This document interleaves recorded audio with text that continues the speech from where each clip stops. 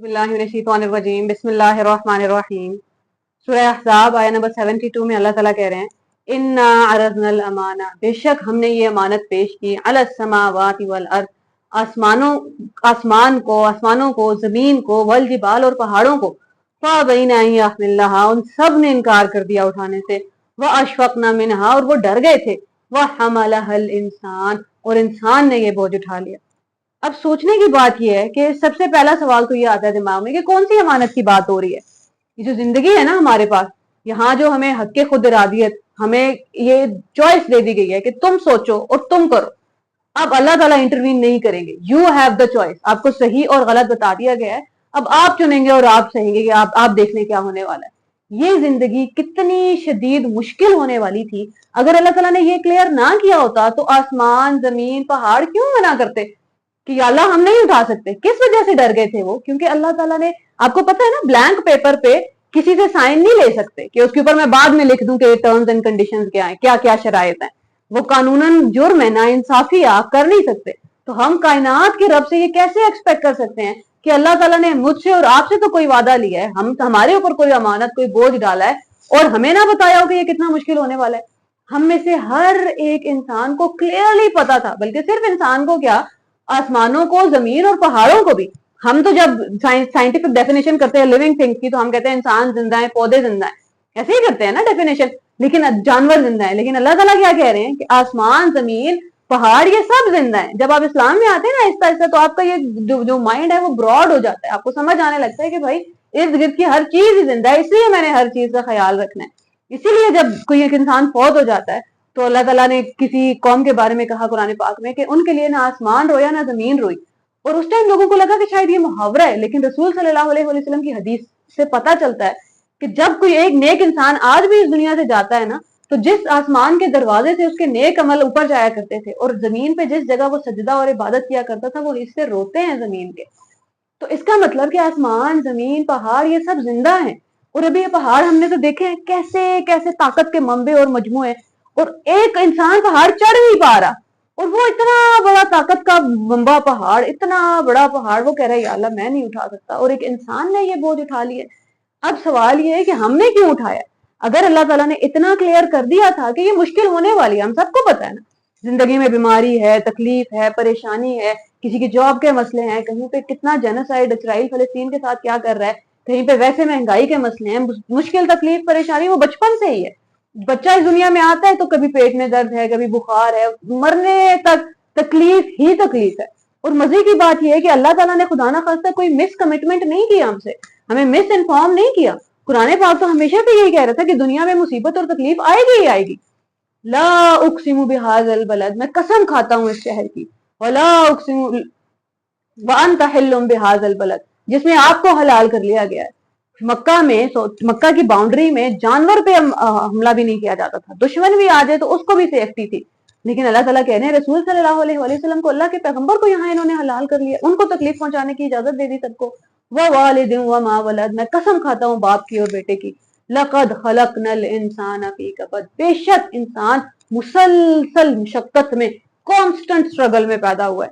कोई भी इंसान जिस भी स्टेज पे है ना, हमें अगर किसी को देख के लगता है कि हाँ इसको ये वाली जॉब मिल गई गवर्नमेंट की, या इसकी शादी हो गई, या इसने अपना बिजनेस खड़ा कर लिया, फलाने घर भी बना लिया, उसकी गाड़ी भी, यही है डेफिनेशन हमारे यहाँ कामयाबी की। दूसरों को हम यही देखते हैं और हमारे दिल में आता है कि हम कहीं पीछे रह गए।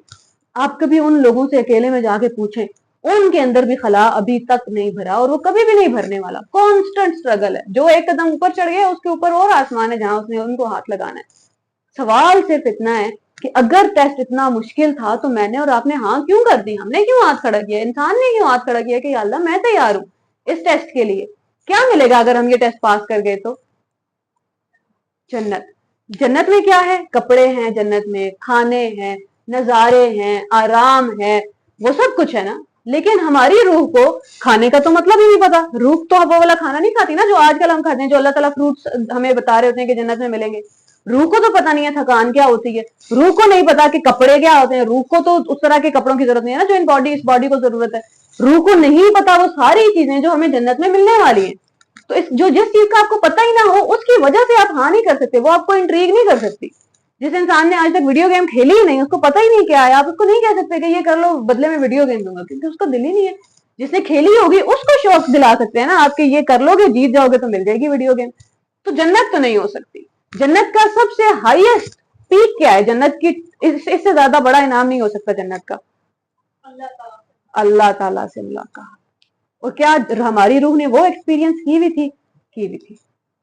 रूह अल्लाह ताला को जानती है, हम अल्लाह ताला के साथ वक्त गुजार चुके हैं, अल्लाह ताला को देखा हुआ है, अल्लाह ताला की बात सुनी हुई है। और कुरान पाक इस बात की गवाही देता है, अल्लाह ताला ने हमसे हमारी रूहों से वादा लिया था, अलस्तु बिरब्बिकुम, क्या मैं तुम्हारा रब नहीं हूँ? और हमने जवाब दिया भला, क्यों नहीं अल्लाह, शहीदना, हम गवाही देते हैं। इसका मतलब है कि मैं और आप सारी जिंदगी आज की तारीख में या आज से 20-30 साल पहले जो भी तकलीफें सह चुके हैं ना, और अभी आगे आने वाले टाइम में सहते रहेंगे, अपने आप को ये क्लैरिटी अब देनी पड़ेगी कि आज वाला मसला हल होगा तो 4 दिन बाद कोई और मसला आएगा।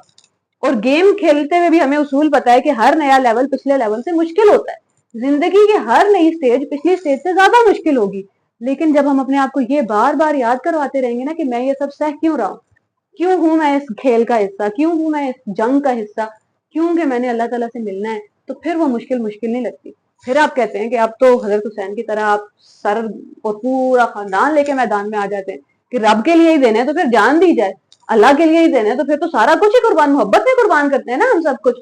तो अपने आप को ये बहुत क्लियरली बताना जरूरी है कि अल्लाह आपके लिए सह रही हूं मैं ये सब कुछ, आपके लिए सह रहा हूं मैं। अपने आप को ये बताना जरूरी है कि अल्लाह के लिए ये सब कुछ।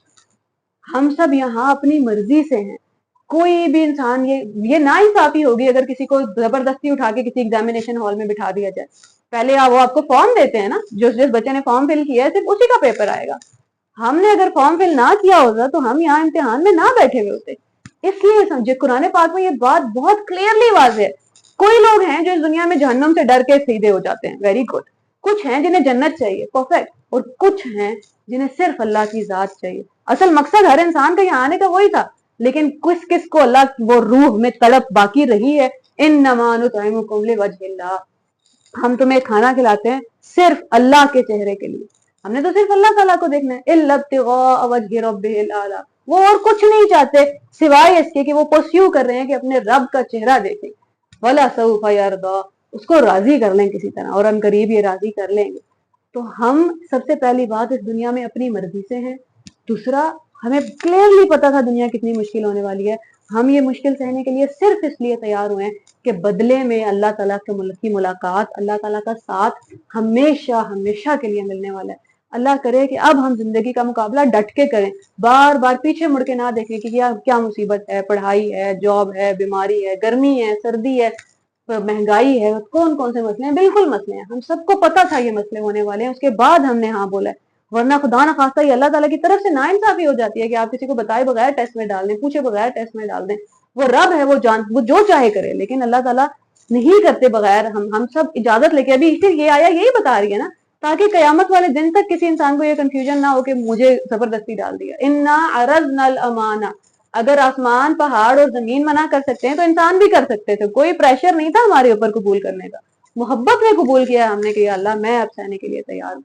अल्लाह करे कि हम ये जिंदगी फिर वैसे ही गुजारें कि खूनो खून जरा जख्मी होके अल्लाह के पास जाए कि अल्लाह आपके लिए ये सब सह के आए हूँ। सही सालिम अल्लाह के पास पहुंच गए तो मजा तो नहीं आया ना, जिंदगी गुजार के जा रहे हैं 70 साल की, तो फिर ऐसे उजड़े हुए जाएं, ऐसे काम करके। वो नहीं कि किसी और ने मुसीबत डाल दी, वो वही बात नहीं कर रही मैं सबर की। खुद किसी बड़े काम में हिस्सा डालें, खुद जिंदगी दिन रात काम करना शुरू करें ताकि अल्लाह ताला से मिलें। तो कभी अल्लाह ताला हमसे ये कहें कि you tried your best, I am proud of you, ये ना कहें कि ये सब था जो तुम कर सकते थे। तो अल्लाह ताला करे कि हम जिंदगी से राजी हो जाएं और हम जिंदगी को वैसे ही गुजारें जैसे गुजारने का हक है। अस्सलाम वालेकुम व रहमतुल्लाहि व बरकातहू।